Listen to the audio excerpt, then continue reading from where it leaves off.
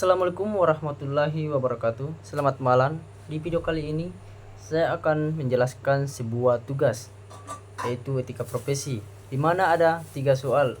Saya akan jelaskan. Yang pertama, jelaskan pentingnya etika profesi dalam bisnis dan berikan contohnya penerapan pada kasus Indonesia. Nah, etika dalam bisnis penting karena menciptakan kepercayaan, memastikan keadilan, dan memperkuat hubungan antara perusahaan, karyawan, dan konsumen. Nah, di mana contohnya itu adalah penerapan etika dalam bisnis di Indonesia dapat dilihat dalam praktik kepatuhan terhadap regulasi, perlindungan lingkungan, dan tanggung jawab sosial perusahaan seperti program CSR. Lanjut lagi yang soal nomor 2, yaitu jelaskan pelanggaran etika bisnis yang sering terjadi di Indonesia dan contohnya kasus, dan menurut saudara sanksi apa yang harus diberikan.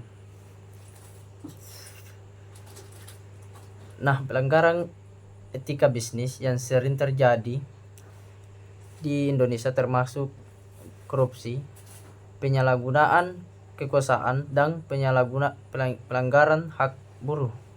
Contohnya kasus suap dalam pengadaan proyek pemerintah atau pemutusan hubungan kerja yang tidak adil.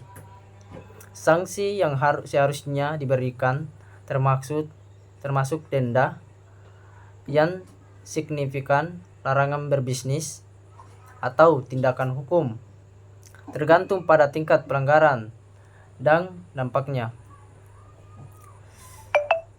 Terus soal ketiga, yaitu bagaimana cara bisnis dari ke perusahaan ini IBM atau Johnson & Johnson. Mengapa kedua perusahaan ini masih dikatakan menggunakan etika atau bisnis yang baik?